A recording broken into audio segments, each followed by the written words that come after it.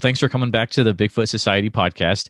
I have the privilege of having Kathy Strain with me tonight. Kathy, do you mind telling a little bit about yourself to the listeners?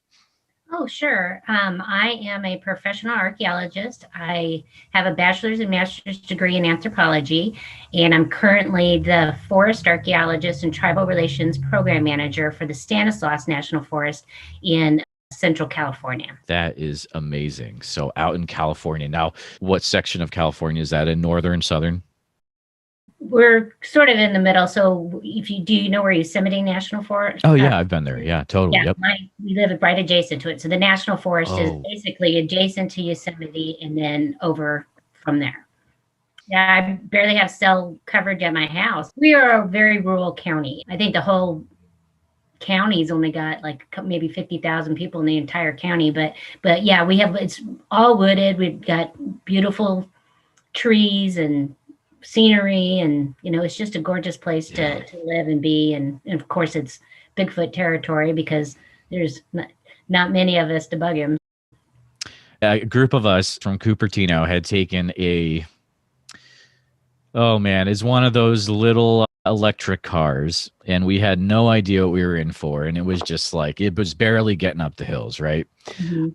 But man, this is before I was into Bigfoot. So this is a few years back, really into it. And I remember we had stopped at an outlook, and it was just like pure sky, stars, all that. We get back in the car and we were starting to drive off. But I remember like looking out into the dark of the woods, and I'm like, man, it just feels like there's something out here right now. And I couldn't put my finger on it. I was like, you could walk a minute out there and not be able to come back in. Oh yeah, It's the craziest thing. It's so hard to explain until you experience it. But yeah, it's beautiful but remote, and you definitely have to get used to it. And then it is kind of funny when you run into tourists and they think mhm. they're in the wilderness because their cell phone doesn't work, and you're just like, no, close to being in the wilderness. If you have a road, you are not in the wilderness. So it is a great privilege, and been here a very long time, and we're going to retire here. Can you explain a little bit more about what being the is tribal relations programs manager? So for the forest archaeology part, I'm in charge of before we do a project, before we cut a tree, before we build a new campground, we have to survey it for the presence of archaeological sites, so either Wow. historic or Native American. And so I have employees that help me do that. So it's not me personally doing it because it would never get done if it was up to me. And then Right. I'm in charge of all those sites, management of them. I The artifacts that are collected are part of our program, historic maps, photographs, that kind of thing, so that we're keeping history for the future. So that's our main job, is to try to preserve this stuff. And with tribal relations, my job is to work with the tribes that live here and call the Stanislaus National Forest their ancestral lands, make sure that their needs are met, like if they need to go gather, or they have another need, or they want to comment on something that we're doing. And they have some very special sites Hmm. that are out there that we also manage with them together. And so it's a great job in the sense of I've known most of these tribes for 20 plus years, and so they're more like friends now. I really enjoy what I do, and I really enjoy helping tribes if they have a need. And I keep a list where all these plants are, so in case somebody needs an easy way to get to willow, or an easy Hmm. way to get to brackenfern, or other gathering. I just kind of, that's what I do for them. My role is to help support them in their tribe and how they traditionally lived, and continue as much of that as possible. When you started this, was the being into Bigfoot before, or did it come after you It got was into that? before. So I Ah, became an anthropologist because of Bigfoot. It's all I his. love it. So I saw a documentary. It's not a documentary. I saw a film that I thought was a documentary at the time, but Legend of Boggy Creek. Yeah, sure. And it had a huge influence on me. Okay. And so both it frightened me, but it was interesting that maybe there was something out there that we didn't know what it was, and science didn't know what it was, but people were seeing it. And my grandfather is from the Arkansas area, and he used to tell me about this thing they called, I remember now, Red River Monster or something to that effect. And it just drew my interest. And I then asked, I think I was in fifth grade, but my mind is, older you get, the more of those young things you forget. Yeah, But tell me about it. Yeah. yeah, so I think it was around fifth grade. I asked my teacher, what do I have to do to study Bigfoot? And she goes, well, I'm pretty certain you have to be an anthropologist. And that's all it took. I was just Wow. where I'm heading. Always was my pathway. But to be also fair, my family traveled a lot. We never went to Disneyland or anything like that. When we went on vacation, we went on 2 weeks worth of driving through the states and staying in national parks and national forest and camping. And so that was already a big part of my life then. So it was a natural fit, and then I figured it out when nobody's going to pay me to study Bigfoot. So what am I going to do now?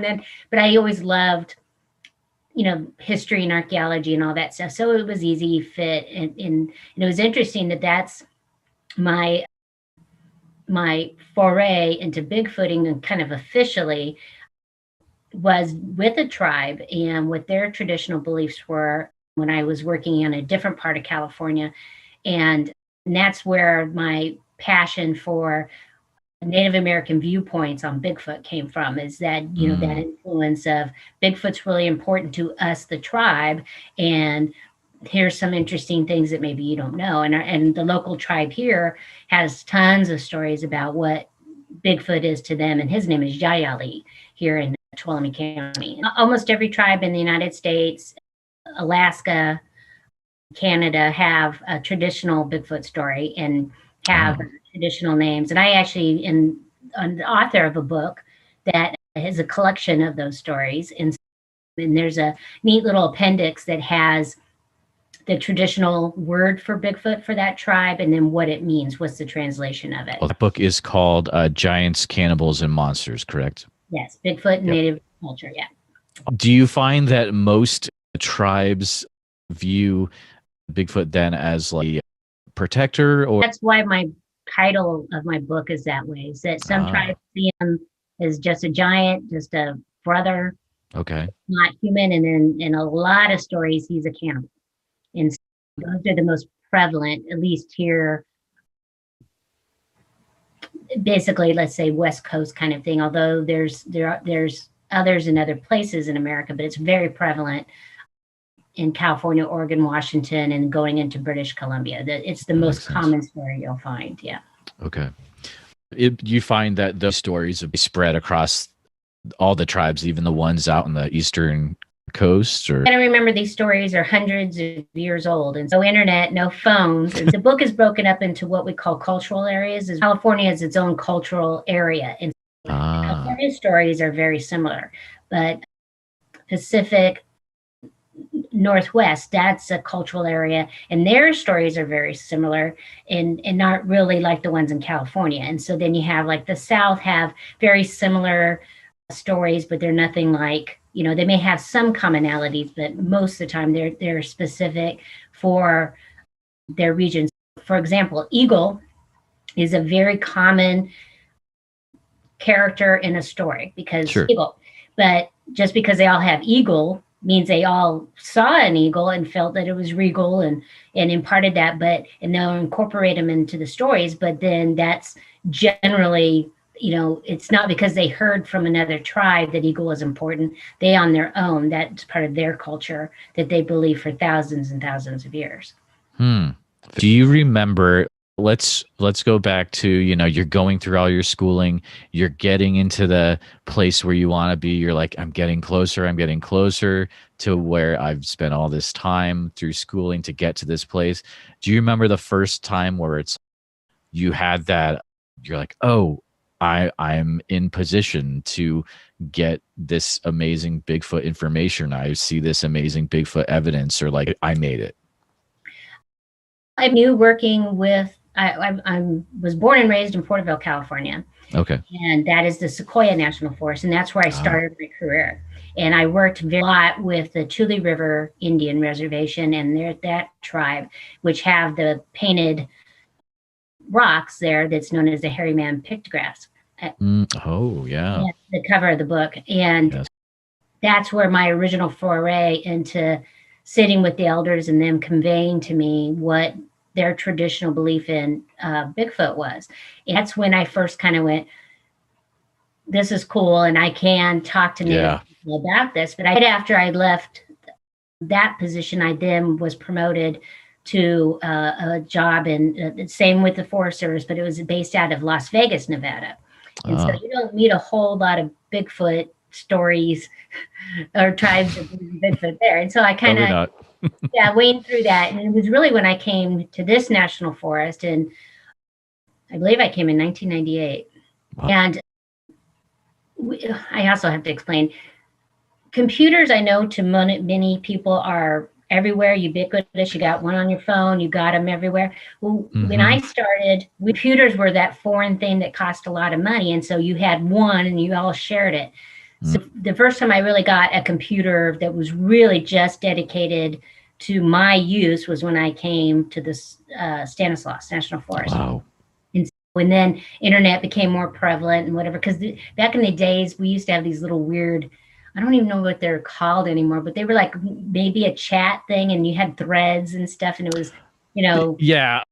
What's it called? Like forums or whatever. Or I know what you're talking about. It escapes me right now. Yeah. And I got here, and one night I had some time, and nobody was around, and I hadn't ready to go home yet, and I brought up the internet and I typed in Bigfoot, and I was just blown away that there was information on the internet. And one of the first things or groups I found was the BFRO. Of course. So that was my real foray of getting to know that there were other people like me, because I thought I was a weirdo, that I'm the only person on earth who believes in Bigfoot. And then here it is. I find this whole entire group with tons of people in it.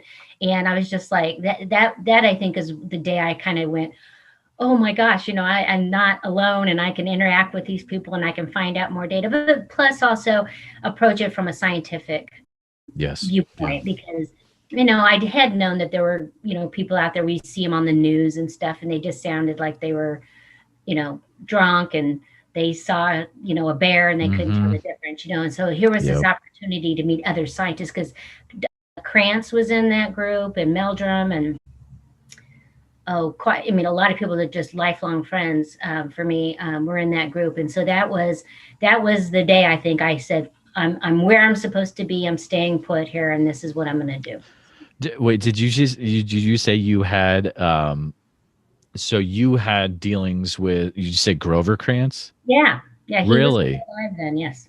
Oh man, see, that just blows my mind, because I'm still very, very new to all this. And when I think of guys like that, it's, they were back then, we didn't have access to them, but to be able to talk to someone like you, who was almost in that, like, that period of time where you had access to some of those, greats of the field. That's awesome. Yeah. John Green was in that group. Oh man. Yeah. Lauren Coleman, I think. Peter Byrne wasn't, but Peter Byrne I know from a different avenue. Yeah, I haven't talked to literally everybody, but I've talked to a lot of people, mostly because they're always curious of, how does it work that you're a professional, I work for the government, and yeah. But I'm a Bigfooter too. How does that work, kind of thing? And so it was just in good advice on, just to always take it from a scientific approach, and don't be afraid to say, hey, I don't think what you're looking at is evidence. I think you're misinterpreting this because of X, Y, Z. So very helpful words that have lasted a lifetime for me. So husband's name is Bob, right? Yes. Yeah. And he's also very involved with Bigfoot as well. Is that correct? Yeah. Which I think is awesome. Well, I met him at a Bigfoot conference. Did you? Yes. That works. Yeah. Yeah, it works. It was my first time I had finally decided I was going to speak at a conference, and that was in 2003. Okay. And it was the International Bigfoot Symposium. It was a huge deal. Jane Goodall was slated to be there, but she couldn't, and I believe she sent a film for us to watch. And you had On Green spoke, gave a keynote. Dimitri Igor was there, and it was a huge deal. And so I gave a paper there, and it was my first time that I was publicly. It was a fantastic conference. It truly was. In fact, I don't think I've ever been to one that was equally as good, except for maybe the Yakima Roundup for Bob Gimlin. That sounds awesome. Yeah. Man. So was that conference up in Northwest then, or? Yeah, Willow Creek. Oh, okay, cool. Oh, I mean, the first one, or both of them, or the first one?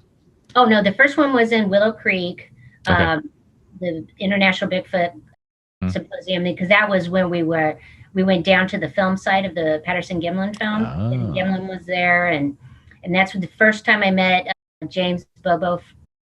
Yep. Met him there. Yep. He almost killed me, but that's another story. But the Yakima Roundup was in Yakima, Washington. Okay, yeah, that's right. Where Bob Gimlin lives. Your husband there, you just random Bigfoot guy came up to you, or? No. He didn't. He only briefly talked to me. Okay. It was really later that we got together, but he was a fan of mine. I handled all of basically Northern California Bigfoot sightings for the BFRO, and so he was a huge fan of going to the BFRO and looking at the new reports. And I really did a lot of work, and so he knew my name, and so that's okay. First time I ever met him. But this first time I met a lot of people that are now very dear friends of mine. Tom Yamarone, and there was just a lot of people there. So yeah, awesome. Thank you for sharing that. I just asked because both of you are highly respected in the community, so wanted to get that little tidbit there. So it's just because of my brain, but Bob is all the beauty. So that's that's about living in the Yosemite area. Mm-hmm. Have you had any interesting things happen? In this area, I've had several, but I really? do have sightings, but they're not from California, which is amusing. You have to go all the way across the United States to get a sighting.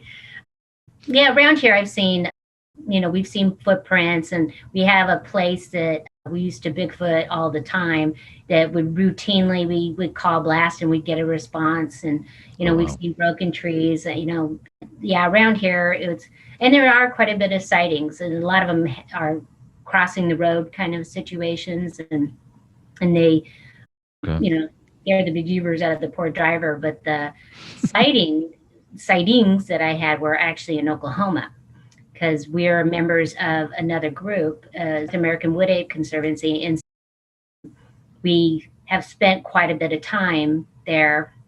And so my first sighting, so think about, I believe in Bigfoot since I was, I don't know how old, a fifth grader, or however old I was when I saw that. Okay. Let's say 7, until, I'm not going to reveal my age, but many years in hair dye boxes to cover the gray.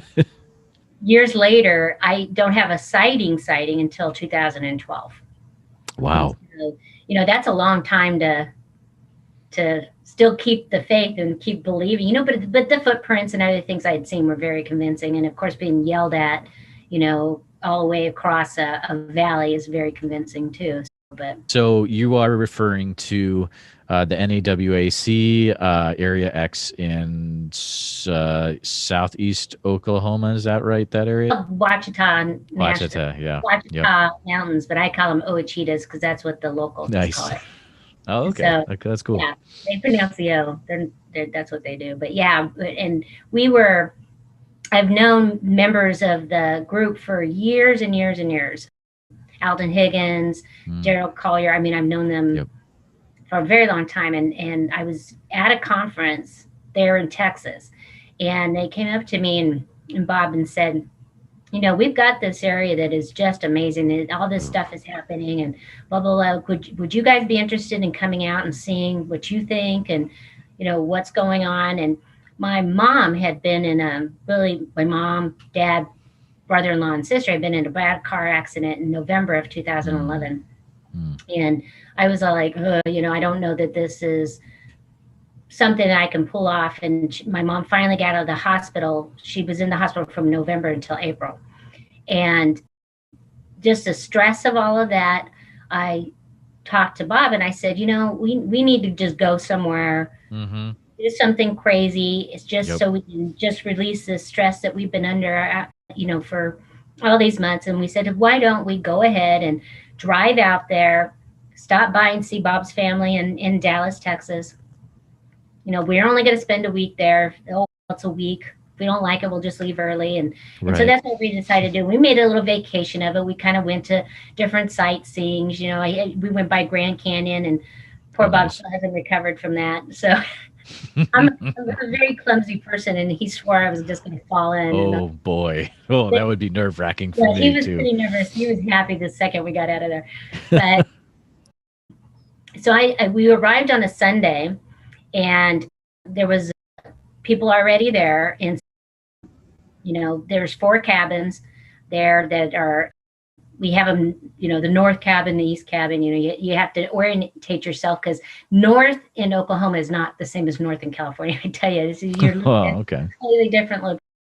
And so, so nothing happened on Sunday. It was really just boring and getting to know everybody and having a good time. And then Monday rolled around, and basically my life changed that day. That was the most profound, emotional day. Besides, I guess, your kids being bored, I guess I should. That's a given, right? Yeah. But I don't remember quite what time it was, but let's say it's like mid-afternoon. There was 5 of us there total.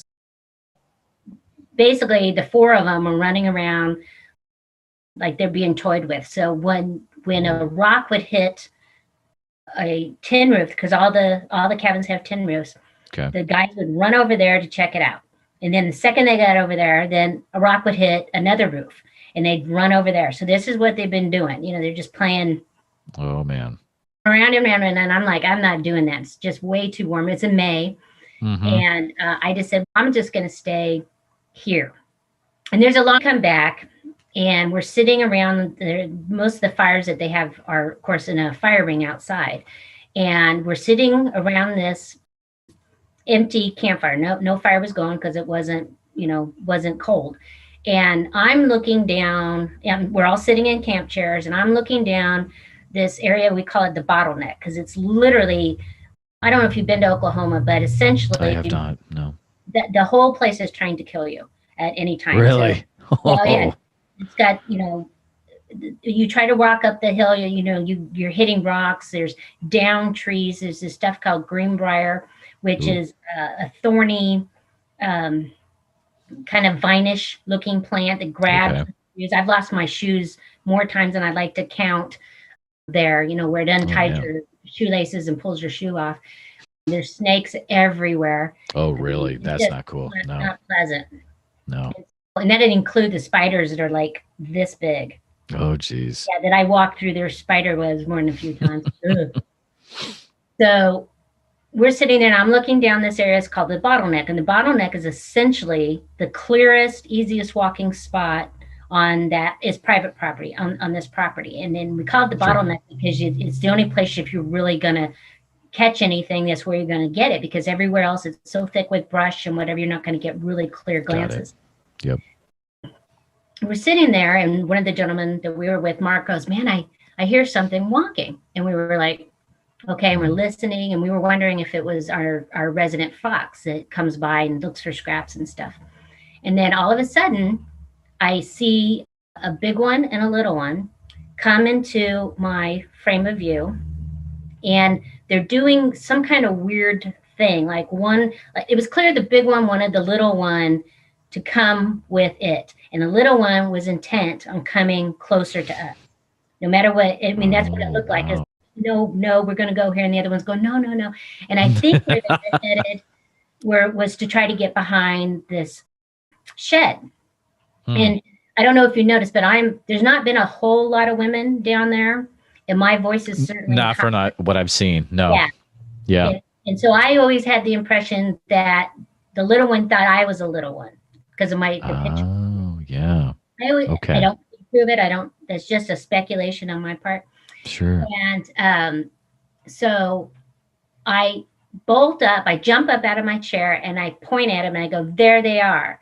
And I ran at them. Oh So, no. yeah, because I'm going to catch them. Yeah, Yeah, you're gonna get them. Yeah. And they turned around and bolted up this hillside like Wow. they were on a bungee. I So hear that over and over. Yeah. it was I've never seen anything like it, and it was interesting because then there was no sound, so they weren't Mm, being quiet coming because I think they thought we were over at the other cabin, okay. investigating the rock throws, and I think they thought they had clear to come Yep. closer, Yep. and we caught them anyway. So they just go whoosh right up that hillside like it was nothing. And Mm, so we all ran over there. And of the 5 people there, all 4 people saw the same thing. One person didn't see anything because he just didn't have the view of it. And had I not said anything to anybody or not gotten up and yelled and ran towards them, there was hmm. actually a camera that we had set there. And I'm the one who triggered it because I'm the one who ran past it. And so if they had just come just a little bit closer, we would have had them on film. But Oh no. Oh I man. know Yeah. that Yeah. it Mm, was, whoops. yeah. But Yeah. yeah, and so, Mm, and then from there it was just craziness. All craziness broke loose where we had so many things happen. It was just, but the day we drove out of there, we stopped at the where the road hits the another road where we turned to go back to civilization, and we stopped there with our friend Brian Brown, and we got out of the car and we just looked dazed at each other, just like, we felt like we had just been put through Vietnam. That's how it felt. yeah. Yeah. Traumatized, and because it was nonstop, it never stops. It was constant rock throws, constant something weird happening, constant Mm, all these things, and you just never got a break. And so we actually talked about it all the way home. And I think we spent 6 months constantly talking about we can't believe this actually happened. And the funny thing about it is that they look just like Patty from the Patterson Gimlin film. It's exactly what they look no like. way. Yep, exactly like. Really? I mean, of course they would, but like that for some reason blows my mind. That's awesome. And then later in that week, Bob saw another one that was reddish in color. Mm, And he said it looked okay. just like an Irish setter. It was just really pretty. And Really? yeah, I wish I'd seen that Wow. one. It would have been neat to see. But That is yeah, and fascinating. there's, if you read, we have on the website, if people want to visit Hmm. the wood8.org, Yep. you can go to the Wachita project monolith. You can read all the stuff that's happened because Yeah. we outline things that have been seen, things that have occurred, and Okay. it's really is we really try to run a scientific operation. That's we note everything, we take notes of everything that happens, we collect evidence, all that stuff that goes with that. So, but you can read up on it, and if you're interested in. I personally checked it out before. So these are heavy duty, like almost scientific journal type papers. Like, Yep. yeah, I mean that, which is awesome. Like, hats off to, I mean, the guys and gals involved with this. They like, I think they're some of the most serious. Oh yeah. That I mean, they are like, man, they are prepared and ready for action and Yep. no messing around. They Oh, don't it's mess with awesome. business when we're there. Nobody's allowed to drink alcohol. Nobody. Oh, Uh, really? Okay, yeah, we're that's good. very careful about what we do. And we have we have protocols. We have all these things that you have to know in order to even go. Because we don't just let anybody go. You have to be a trusted person. Mm, which We is very good. don't want Yep. any incidents. We don't want somebody shooting a human because No. they're green or anything like that. That's the worst thing that could happen. And so anyway, and then I had another sighting the year after that, and then another one a year after that. And so it's Mm, been, but then there's been times when we've been there where I've had absolutely nothing has happened, and you're just about to interesting. die from boredom and the heat and the bugs and everything. It's hit and miss when it's going to happen because of course it's all sightings are random. You can't Of predict them. course, yeah. Yeah. And this was also featured in one of the episodes of Small Town Monsters on the Trail of Bigfoot, correct? Yes, Yeah. yes. Oh man. I remember the first time I watched that because I had looked into Area X before, and then when I realized like one of the episodes of On the Trail of Bigfoot was going to Area X, I was like, this is amazing, man. The footage in that is so good. Like Yeah, it he is. really makes you feel like you're there. Yeah. So it was we scared the poor guy, but very little intense. And but he was such a nice person, and he cracked me up. They showed up, I think, with to eat. All they had to eat was snowballs, jerky, Were you and talking about Seth? yeah, it was Yeah. because nobody ever believes us when we say it's you're really super remote. And I still Yeah. remember. So as a Forest Service employee, we have government trucks, and they're all four-wheel drive, and they mostly all have high clearance. And we have some really horrible, horrible roads, and I've still gone down them. And believe me, that road into X is horrible. There, Yeah, I was gonna bring that up. Yeah. there were one time it was so bad. We're tilted like this, and I reached up. Oh We're in the man. car driving, and this is what we're driving on. And there's Bob above me now because we're so tilted. I'm going, oh, this is awful. And then there's one spot that we used to go that was there that it was just rock because the rain had just washed away all the soil, and I'm just going. Wow. And I remember last time we call our truck Bessie, Mm-hmm. and I'm talking to her. We're just inches of making it out, and I'm going, we'll never come back. We'll never come back. If you just get us out of here, please just let us live. Nice. So we try to come in and out as a group as much as possible in case somebody That encounters. is smart. Yeah. We were by ourselves then that day. No one left behind. But That yeah, that might be another scenario entirely if you're the only one in there. I mean, I'm not to say, how the wood apes act, but I mean, you never know, right? Like, yeah, you never do. And yeah. there have been people who have been in there weeks at a time by themselves. Oh, really? Yeah, I mean, Oh, wow. people are hardcore. The the experience in 2012 was so intense. Bob and I made the decision to go back in Hmm. 2013, but he would go for 3 weeks by himself Whoa. and there was other people there, but without me. And then when he came back, I went for 3 weeks, and that was that's a lot to give to Yeah. do that. It was wonderful experience for me. I mean, it was a little lonely. I remember the first week I was there, and it's really hard when your spouse isn't there. And that's definitely the longest we've ever spent away from each other. Oh, yeah. And I remember they're leaving, and I'm waiting for my next team to come. And it was all I could do not to go. No, God, please take me out of here. I gotta go. Yeah. And we had that the second week was it no the first week was just god awful. I mean, it was just constant stuff raining down on us, and we just couldn't get any sleep at all. Oh, and man. and that was pretty much an all girl group, but we had Brian Brown there with us, and we had set up a surveillance system Okay. around the cabin to see if we could catch them moving, and it ended up that we could even see the IR ourselves because it was I think it was good quality, but it was clearly putting off you know a light that was unnatural for the area, and so we didn't capture anything, but we used to call that our Bigfoot our shield because if you turned it on, nothing was going to happen because the animals can see it, and so they weren't coming anywhere near it. And that's the only time we got any rest. Wow. Question for you.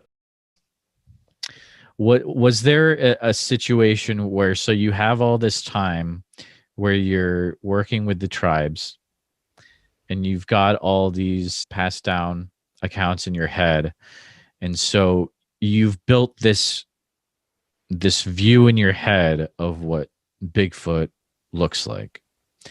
Then you get out to Area X and you actually see it. What does that do to your mind? Is there like a big shift like that has to happen? Yeah, I had in my mind that they looked like Patty. I mean, Okay.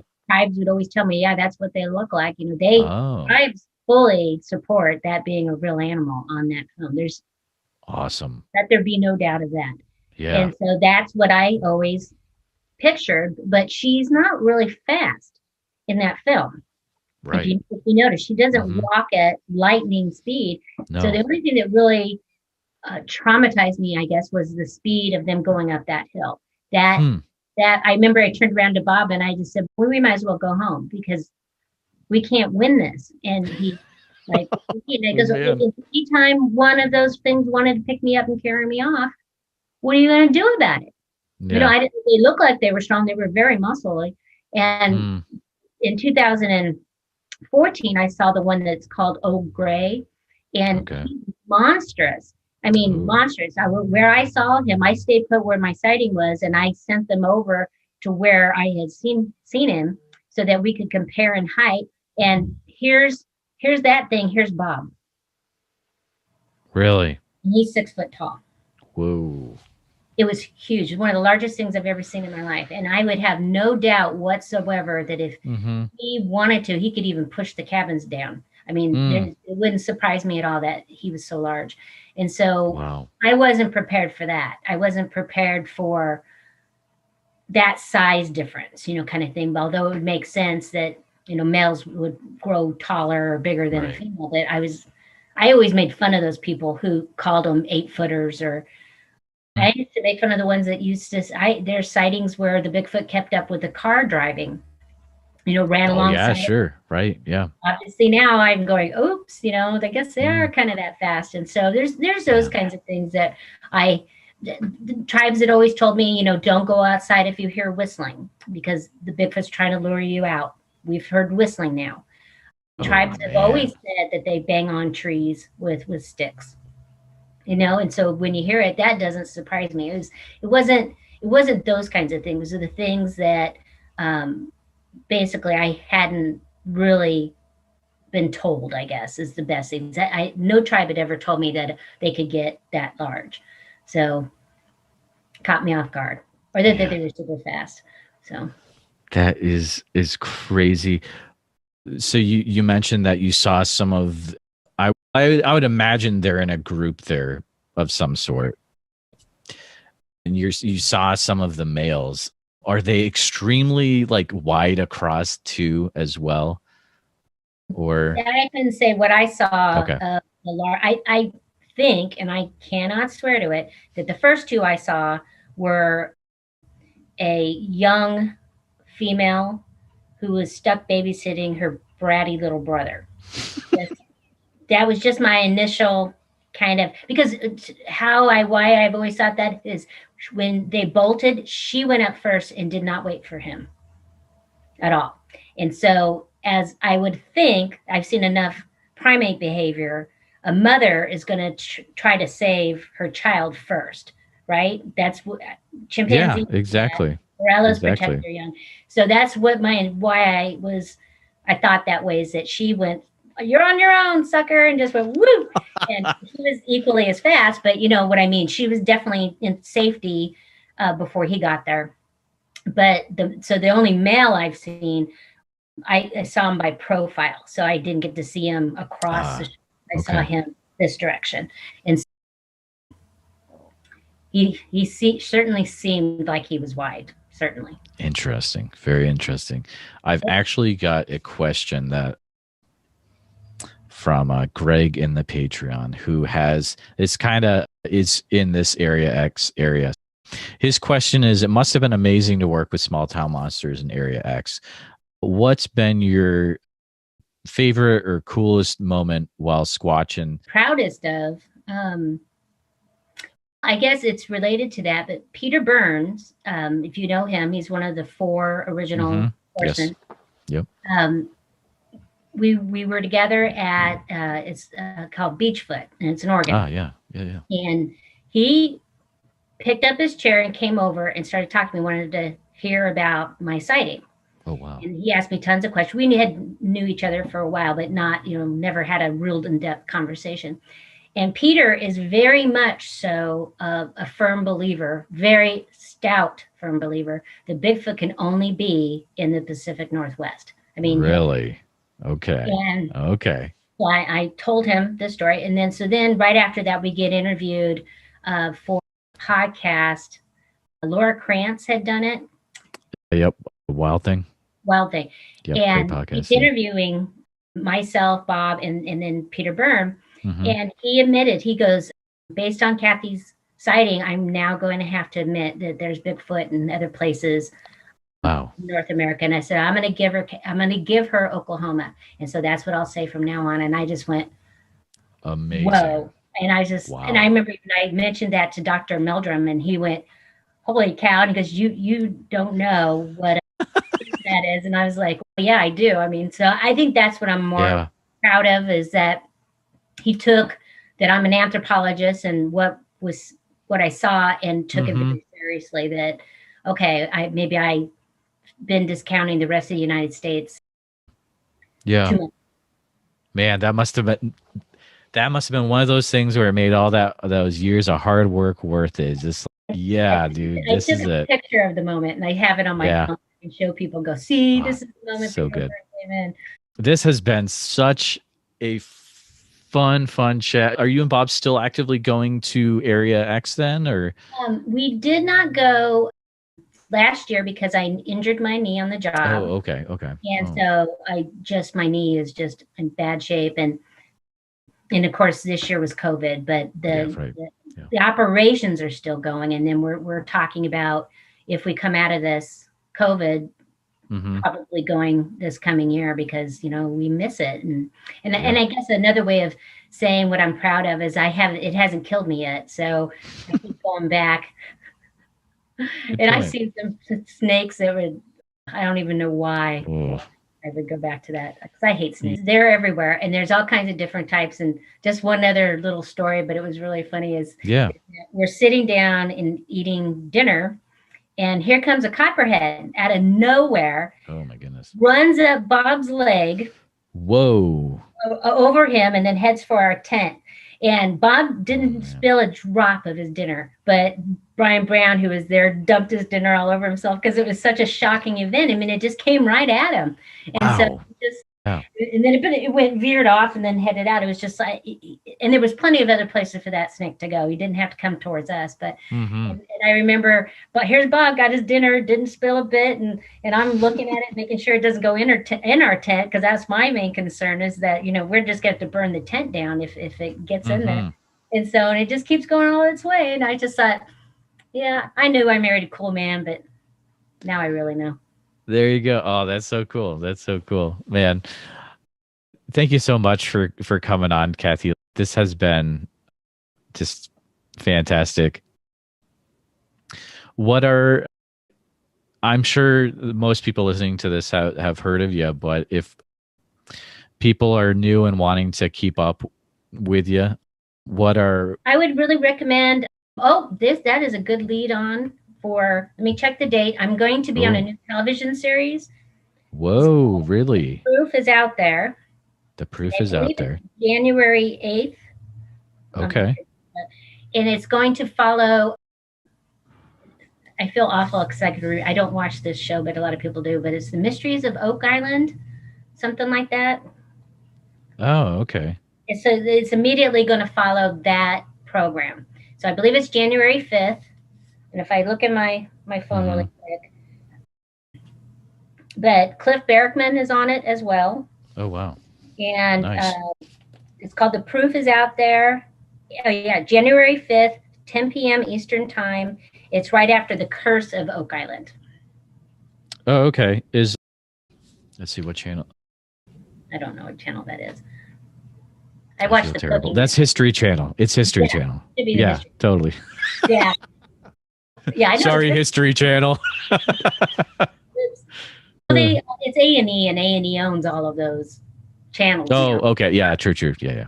But anyway, the series is about us as investigators looking at videos or things that people have filmed or taken pictures of, and then applying our specialties, mine being anthropology and a Bigfooter, to that, and then saying what we think maybe what's really going on there. And there were definitely several that really impressed me. That Wow.